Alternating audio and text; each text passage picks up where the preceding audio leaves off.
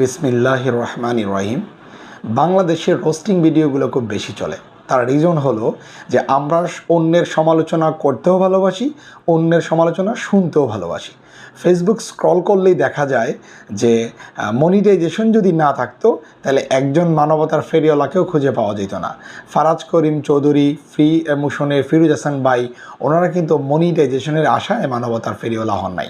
আমি যদি আমাকে দিয়ে উদাহরণটা দিই, আমি আগেও আমার সাধ্যমতো টুকটাক সাহায্য করতাম, বাট ফ্রি ইমোশনের ফিরোজ হাসানের ভাইয়ের ভিডিও যেদিন থেকে আমার নজরে আসলো, আমি খেয়াল করলাম যে কত কিছু আমার আগে চোখে পড়তো না, কত অসহায় মানুষ, কত কিছু যে আমার নজরে পড়তো না। বাট ওনার ভিডিও দেখার পরে আমি অনেক বেশি অনুপ্রাণিত হয়েছি এবং মনে মনে আমার একটা সংকল্প ছিল যে আল্লাহ যদি আমাকে কখনো তৌফিক দেয়, আমি অবশ্যই ফিরোজ হাসান ভাইয়ের মতো চেষ্টা করব এরকম নিজেকে কোনো কিছু করার।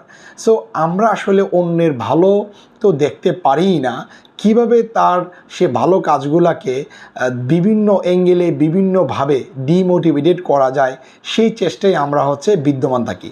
সো আমি সবাইকে আসলে অনুরোধ করব যে আপনারা যারা ফেসবুকে লিখেন যে মনিটাইজেশন না থাকলে মানবতার ফেরিওয়ালা খুঁজে পাওয়া যেত না, এরকম কথাবার্তা না বলে আসুন আমরা সবাই নিজেরা একটি করে হলেও ভালো কাজ করি। সবাইকে অনেক ধন্যবাদ। আসসালামু আলাইকুম ওয়া রাহমাতুল্লাহ।